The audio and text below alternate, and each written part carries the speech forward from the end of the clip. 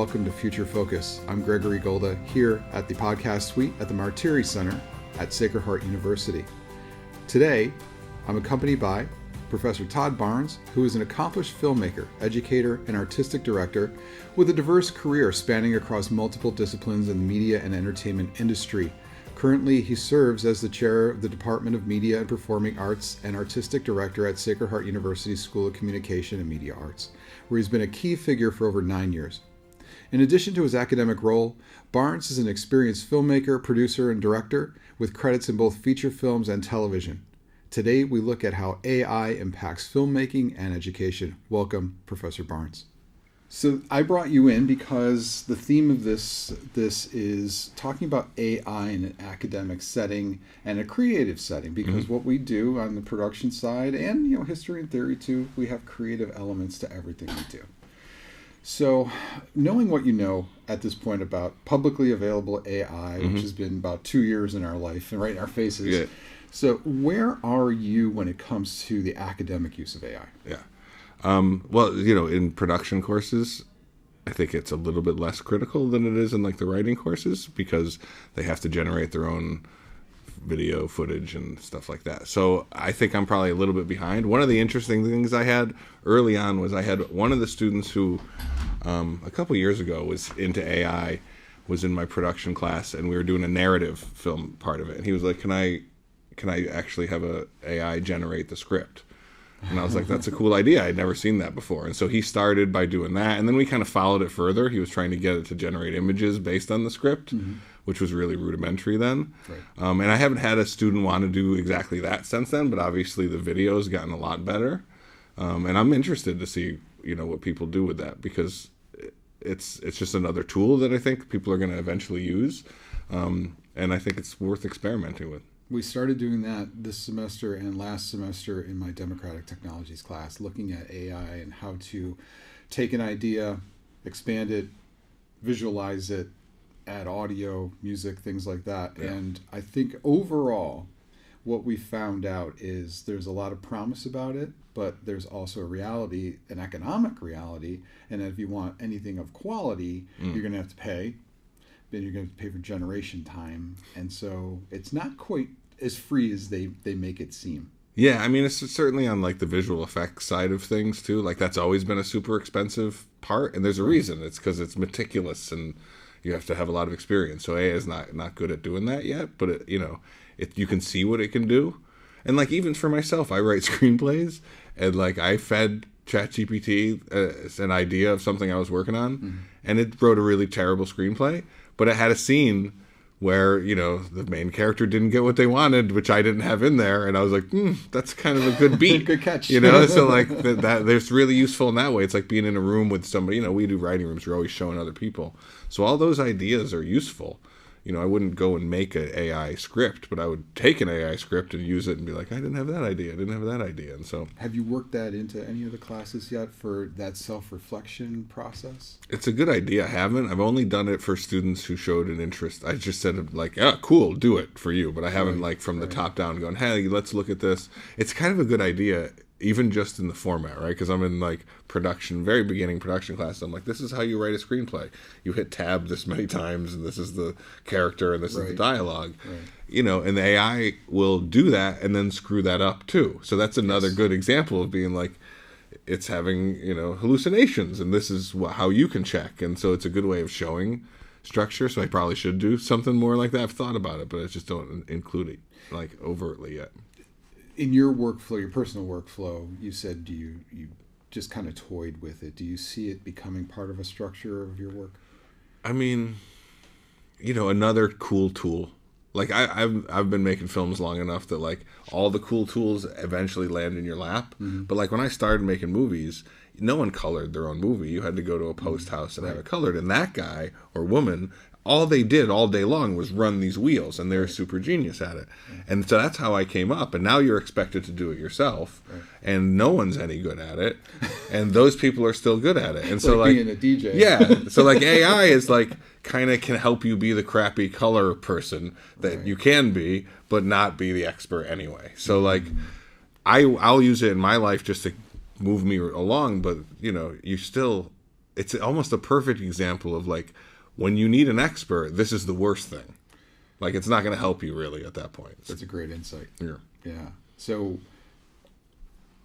you can't simply trust the output. Right. Always have to go right and be the executive in charge of that. Right. Okay. And I think that's super helpful for teaching. Like, that's the thing that and like, even in my own life, like, my wife uses it for her job all the time, and like, she's coming back to me all the time going, oh, this is how I use in my writing now. I just use a bunch of stuff I use in my ChatGPT in my regular writing. It's just picking it up from a smart friend. And so I think that's really useful all the time, because you know, you're exposed to other ideas. So what's your biggest fear about students in engaging in AI? I mean, you know, for making your own movies for my class, and it'll just catch up to me soon, but I do feel a little overly smug about like, hey, your papers and exams are useless and they still have to make movies in my class. Like, eventually I'm going to have more trouble with that. Right. Because they're going to be able to create stuff that I'm like, what did you really do in this thing? Yeah. So like, I have to be aware of that in that sense. But, you know, in the same way that when someone has to turn in their final project to me, I've had to see their script. They've had to cast. They've had to tell me who's in their crew. They've had to show me their rough cuts and then their later cuts. Like, there's not a lot of space in there for AI. It's easier to do it yourself than to figure out how AI can trick me into saying you did it. Whereas like a paper, I don't know how you kids resist the paper thing. Right. You know, I had to write professional recommendations. I wouldn't use AI. First time I used AI, I'm ruined for life. I'm never going to be able to write another professional recommendation from scratch because it just feels ridiculous. And then you can get somebody to write it, the AI to write it and correct it. You're going through it. It's serious work. But I'm never going to do that first step again. And so if that happens with creative stuff, you know, it's your own choice about yourself. But it is hard not to use that crutch once you've used it. Yeah, and it's really a matter of origination. Yeah. Is it your idea? Now, a lot of, as I've mentioned in the past, you know, a lot of like the high school teachers trying to figure out how to navigate this technology, which is another big weight on their back. Yeah. You know, there's so many things to juggle. Yeah. You got hungry kids, Now, you got police behavioral this, problems, yeah. you got 45 people in a class, and it's nuts. And then all of a sudden you throw AI into the mix on top of it all. But origination may be a problem with some people. Do you feel using it to originate ideas for films is valid? I do, honestly. Like, at the end of the day, like, you know, well, one of the funny things too about film specifically is like, you're teaching it over and over again, and what you're kind of teaching is they all kind of have the same structure, and you have to build stories, off that, right? You know? Yeah, you know, and so there is that, and so, you know, anywhere you get an idea is good. Like I said, when I was using it for that screenplay thing, I was feeding it really detailed stuff about my screenplay. And then it came up with a scene I hadn't thought of. So it's my idea for the screenplay. It's all my facts. Yeah. But they were doing a better job of using Joseph Campbell's The Power of Myth than I was. And so something came up that was satisfying in a story sense. Like, oh, they took a step back again before they took a step forward.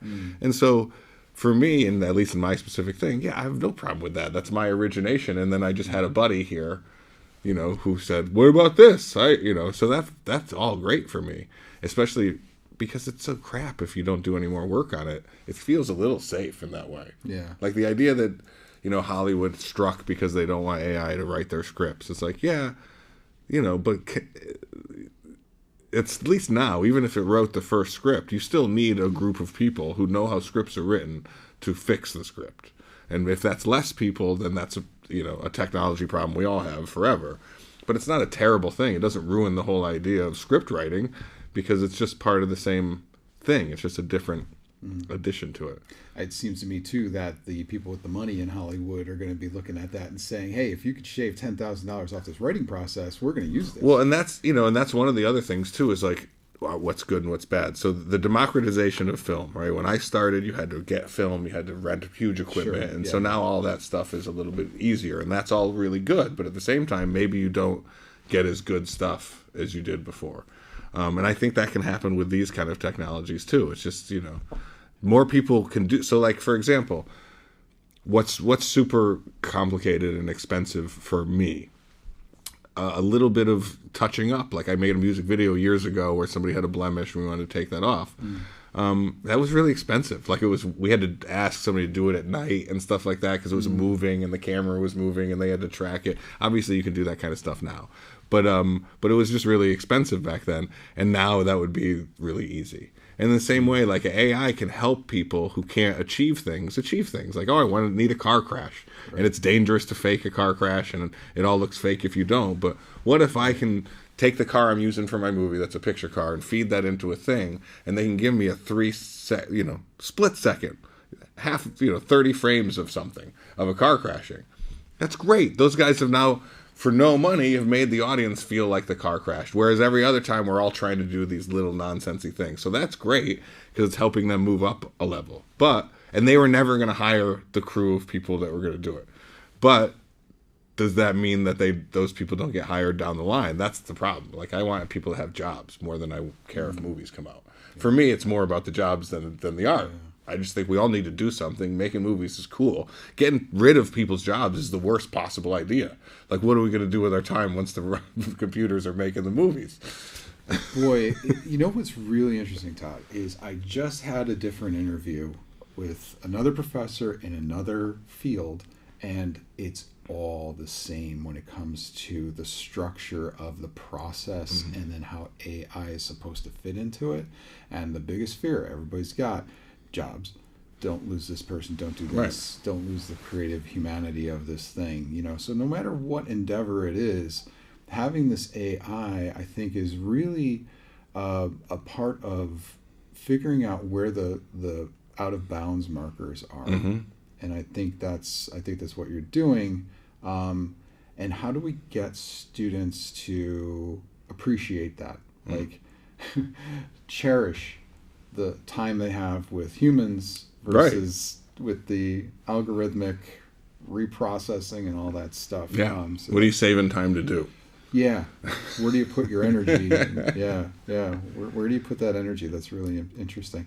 So the future of filmmaking is certainly seems to be intertwined with AI. Yeah, well, the other thing, just to jump back, because I don't make animation. So my whole career has been a really funny thing. I've been making movies for 25 years, commercials for just as long. All the way along the line, every time a client or someone would be like, oh, this is a complicated thing. Why don't we just make a quick animation? And then I would have to go, actually, we should get 70 people here for 12 hours and just shoot something because having one person do an animation is more expensive than that. Yeah. Right? Animation was always the most time-consuming and expensive, and everyone always thought that was an easy answer. Right. That's an interesting area, which I don't quite know yet, but the AI animation is great. And on the one hand, as a producer, I've wanted to have that in my movie, and I can't because I don't have the money or can't get the people. Right. And on the other hand, I don't want those people to lose those jobs. But like right now, the live action stuff, no one's buying it. But the animation stuff, I mean, I don't know enough about animation, but I don't think I'd be able to tell. The projects that I'm working on with my students have some kind of character-driven narrative, and the biggest problem was with AI in the past has been character consistency. Sure, yeah. It's not like all of a sudden the foot comes out every frame. Things sticking out of their head and then flicking their hair and it turns into a bird. I've seen that stuff. Crazy stuff. So the character consistency is very tough, but I think that's getting much better. The Corridor crew, if you know who they are from the YouTube, they're special effects artists, and they try and recreate effects from old movies. That's really cool. And do different things. Fascinating. And they did an anime where they did mocap, and then they used anime to overlay, and getting consistency was like the whole point of what they were doing, and they finally achieved like some kind of consistency. Did you ever see Waking Life? Do you remember that movie, Waking Life? It's a Linklater animation where he put the like animation over the live action stuff. Yeah, rotoscope. Rotoscoping. Yeah, absolutely. Yeah, did see that. And so that's the old analog. Yeah, that's the version. It was cutting edge then. Now you can do it in your digital analog bedroom. Hybrid. But right now you just say, I want it to look like that, and it'll. You'd feed that movie into it, right? You probably could just be like, do this for me. Yeah, it's amazing. Yeah, it's bonkers. Into it.